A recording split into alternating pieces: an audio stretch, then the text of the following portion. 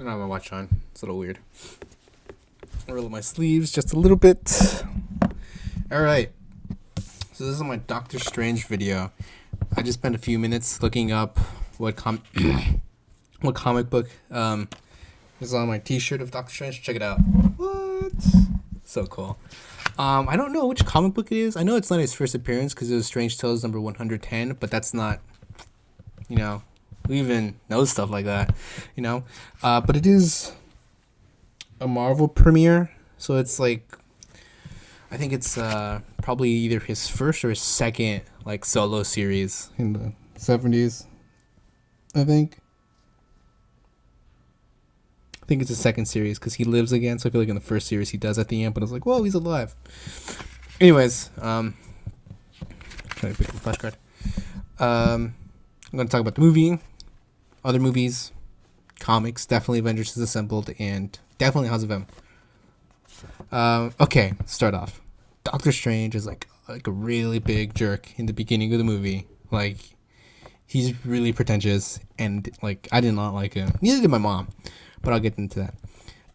Like, he's obviously really smart. I hate people that like are really smart and they know they're smart and they're all like cocky about it and like, I'm better than you because I know this. And it's like, okay, cool, yeah, you know it, but you don't have to be a jerk about it, Like, it's cool if you know all that stuff, but you're not a jerk about it. And like, yeah, I know all this stuff, but like, what do you know?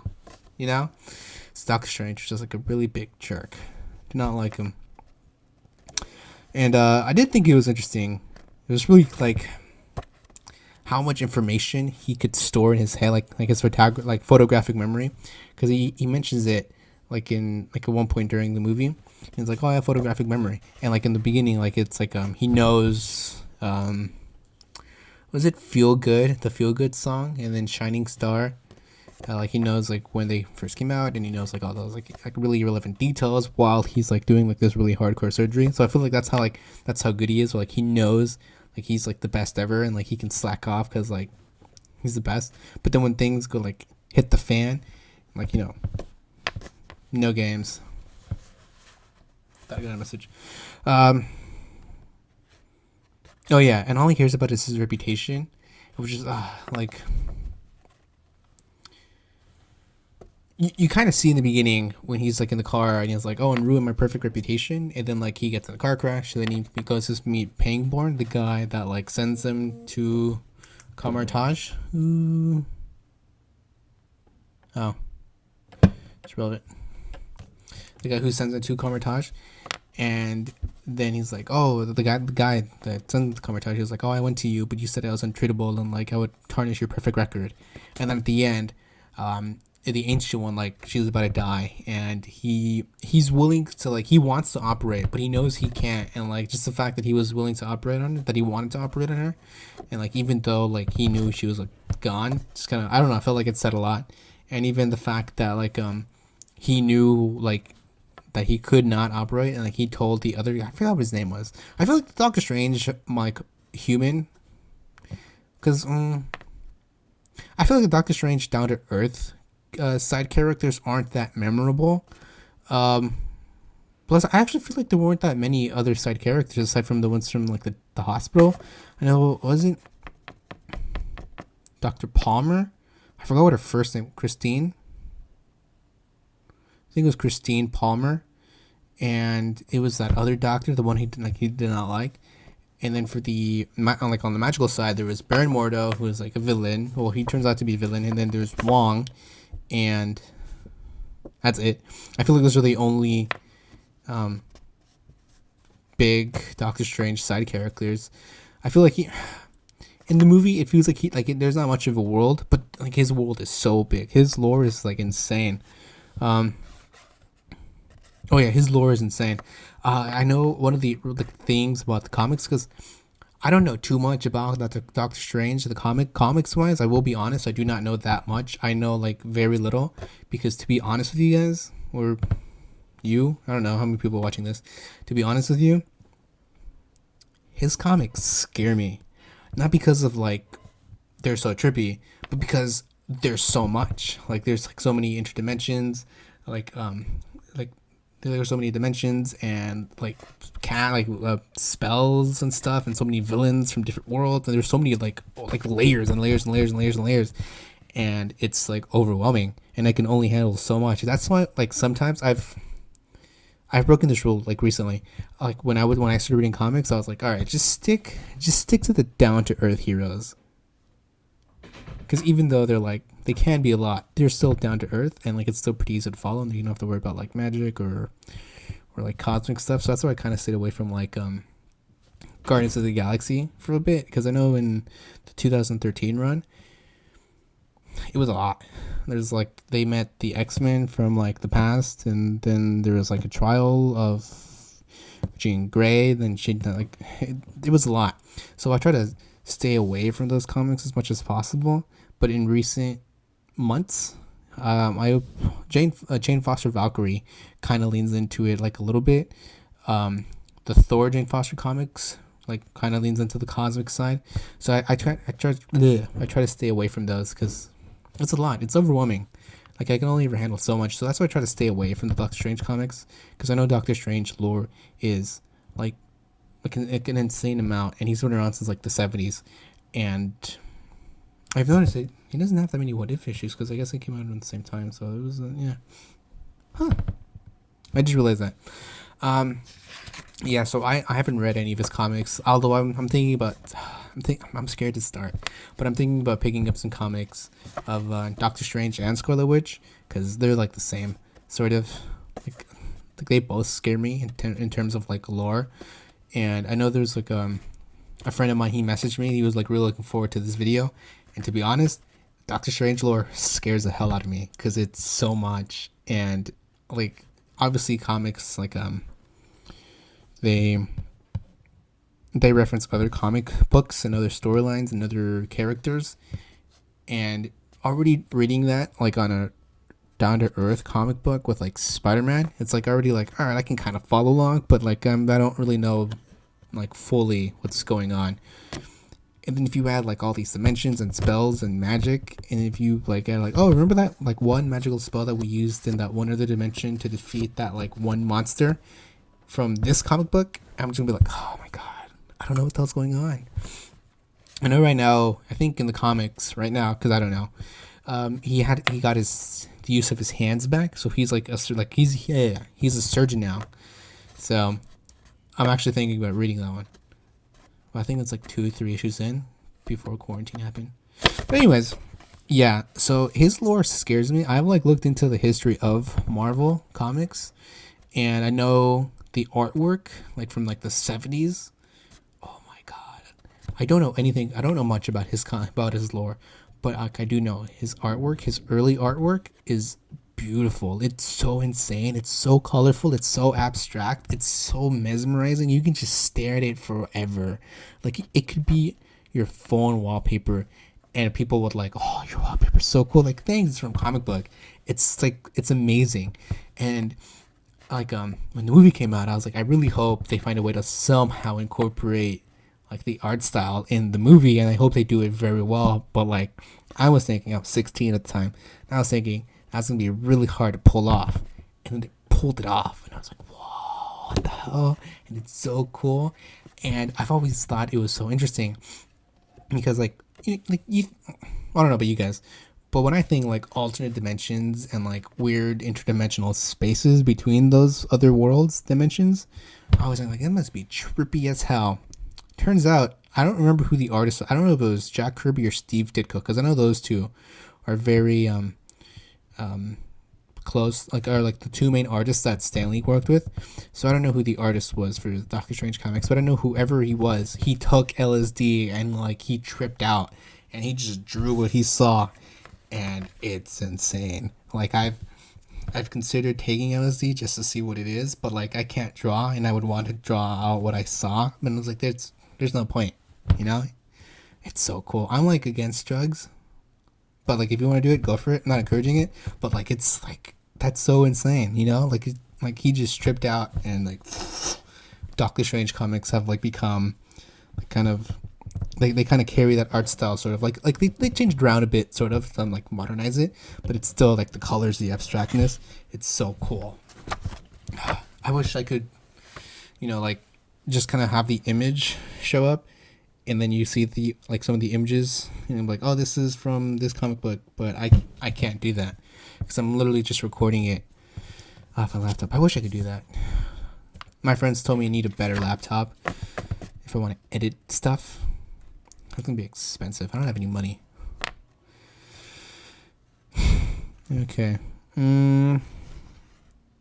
Oh, and apparently, Pink Floyd in the beginning, Doctor Strange is listening. No, I don't know if he's listening, but there's a song playing, Interstellar Overdrive, and it's from an album by Pink Floyd. And apparently, that album cover had either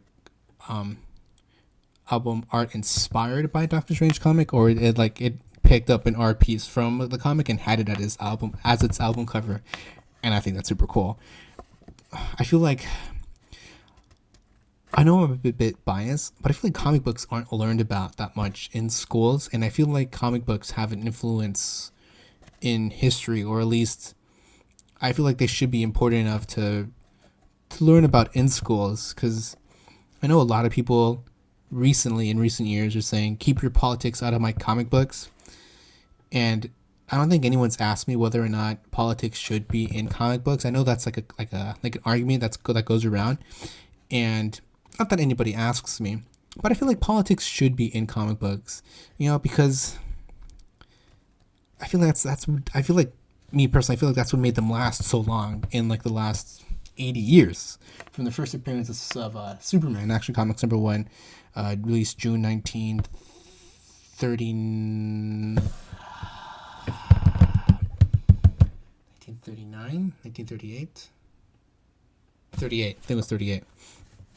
They've been around for like 80 years, and hold on, I lost my train of thought.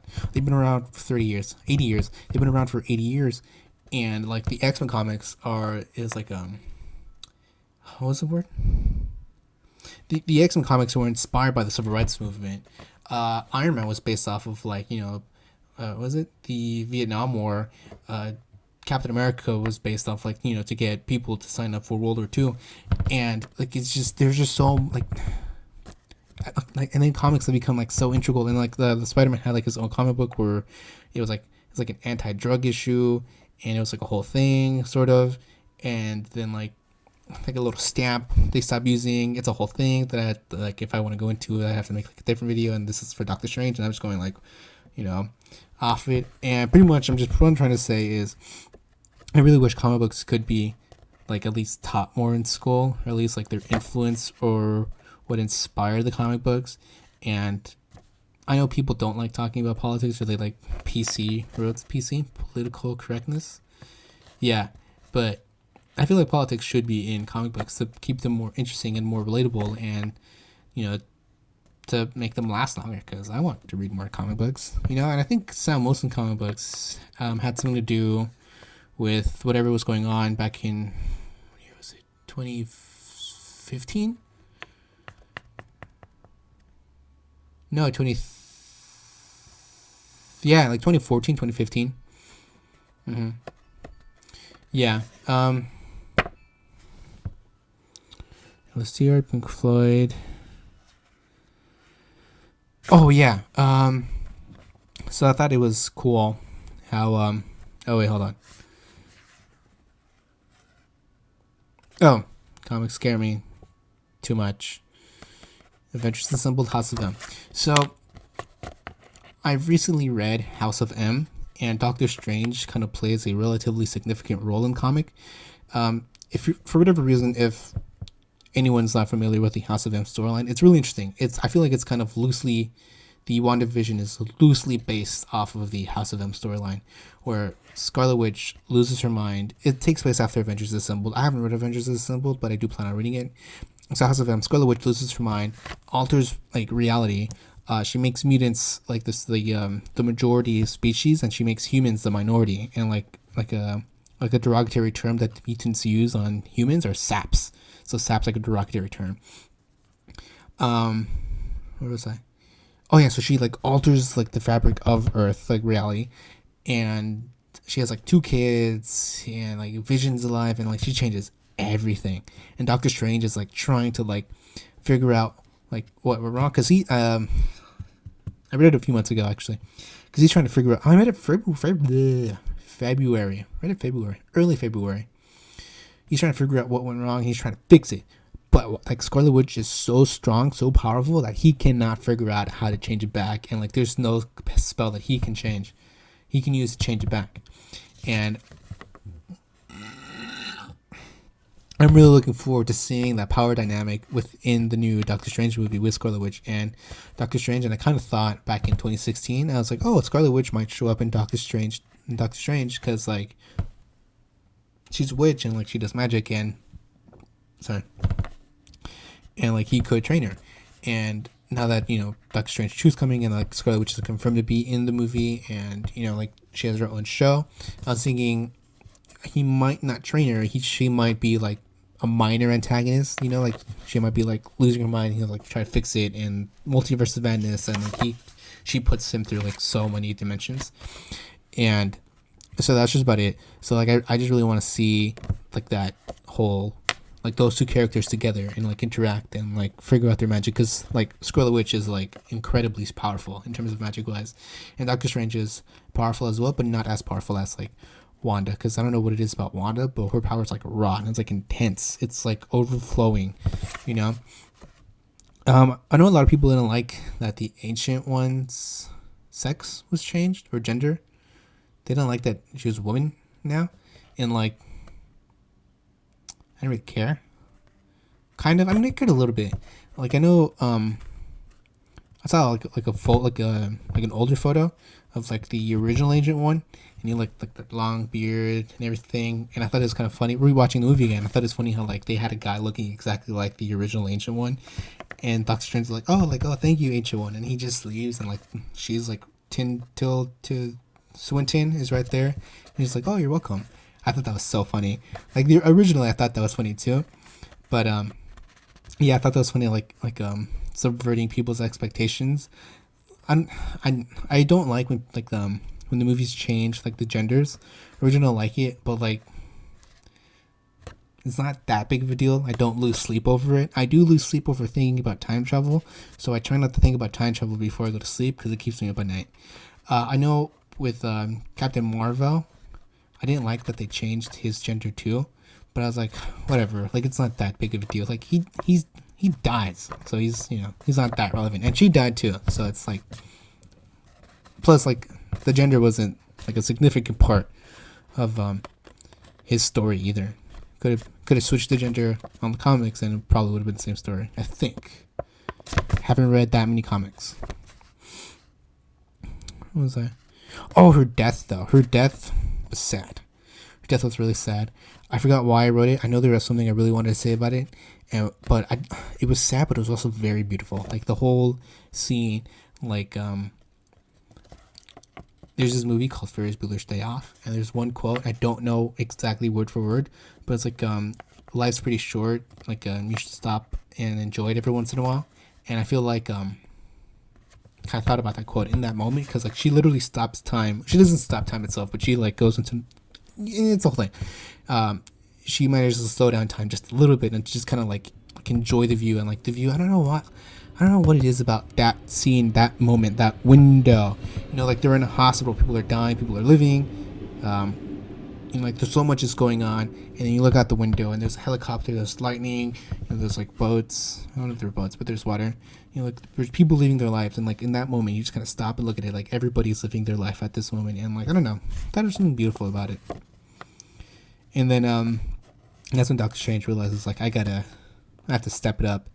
Like that's when she tells him like you have so much potential and you could be so much more if you wanted to, and he steps it up, obviously.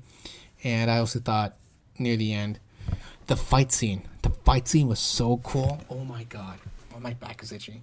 The third act fight scene in the Hong Kong Sanctorum, the Hong Kong Sanctorum. I thought that fight scene was so interesting. I've never seen a fight scene like that before, obviously. Because, like, he shows up and, like, they've already lost. And he just, like, rewinds time. Because technically, Scott Derrickson, he uses the word rewinds time the word. He uses the phrase rewind time. He literally rewinds time. Everything goes back in its motion, and they all kind of use that to their advantage. So they even put Caecilius in the wall, and they put one of the goons in the little lobster tank. So I thought that was so cool, and like it was mesmerizing. I was like, whoa, this is so cool. It was so awesome. Well, I'll talk to my mom a little bit. I also thought, oh yeah, put Doctor Strange and Groundhog Day. It's crazy because I think he on screen he only dies like 12 times, but according to Scott Derrickson, he's lived like I don't know how many years, hundreds, thousands of years, and like during that time he practiced a lot of his magic and he's become like even powerful. And I was like, whoa, that is awesome. And then I thought, I don't know if he really released that after or before Infinity War came out, but I thought like after Infinity War came out, like that dude died a ton of times. He looked into 14,605 futures, and he died. Well, he technically died in all of those futures, and I don't know how far exactly into those futures he went into, but let's just say, each future is like 5 years, right? Because of the 5-year jump from Infinity War to Endgame. It's not exact, but it's, let's just stick with it. So I multiplied that by 5, and it was 70,003,025 years. So technically speaking, within Infinity War, his brain aged 70 million years. So that's a lot. And then he died like a lot of times too. So just imagine the mental trauma it must have on him. And I really hope they explore that in Multiverse into Madness. Multiverse is it in or into?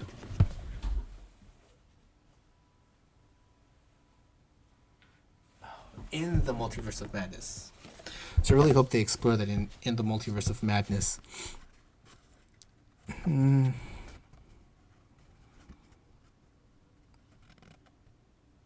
Okay, yeah, that's about it. Now my mom thoroughly enjoyed the movie. I thought it was awesome. She kept laughing a lot during the movie, and I thought it was cool. She was like, ha ha ha ha ha ha ha ha. It was awesome.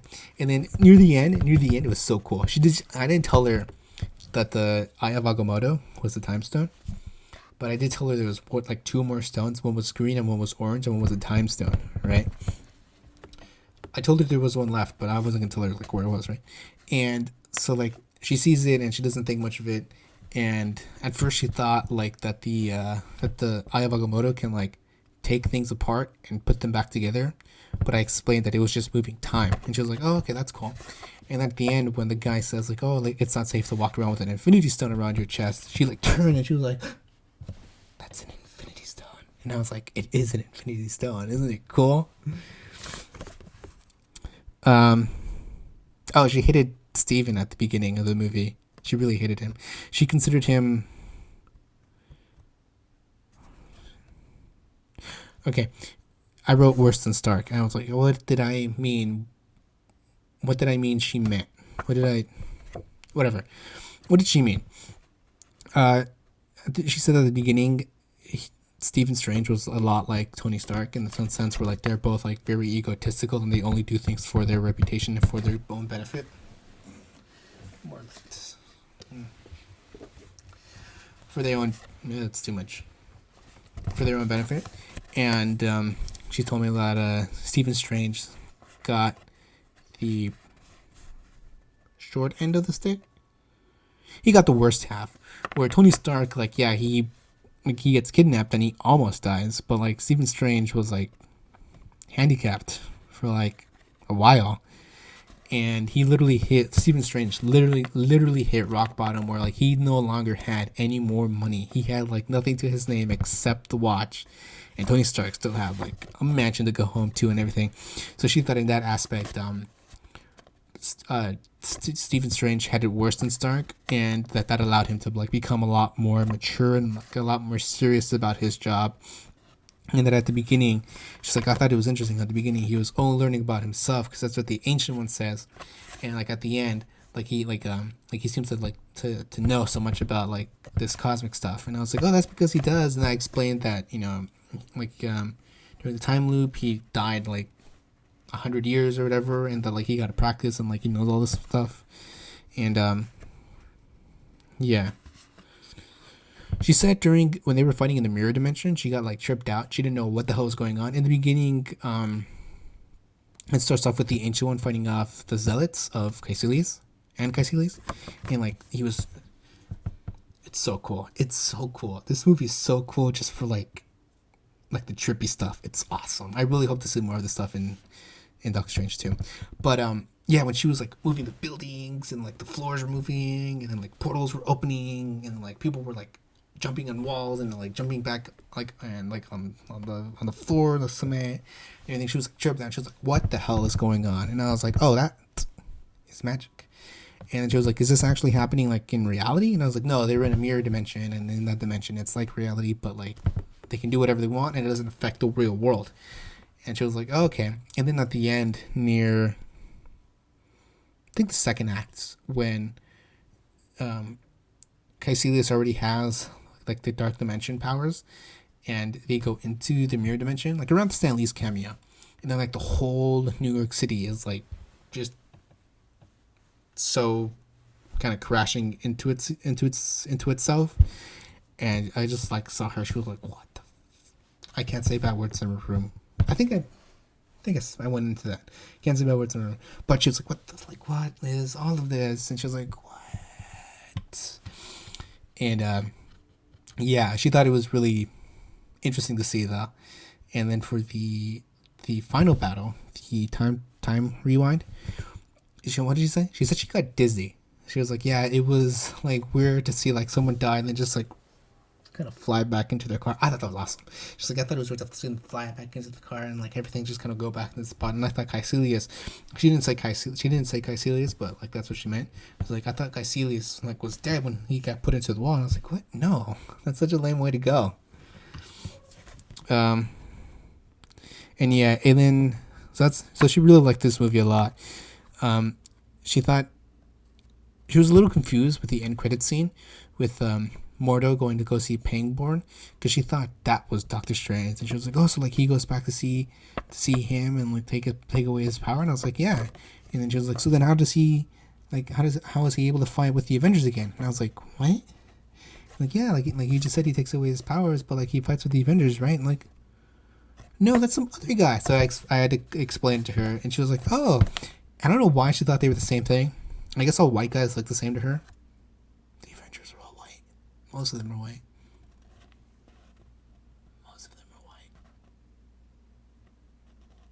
Huh. I don't know. I guess all white magicians look the same.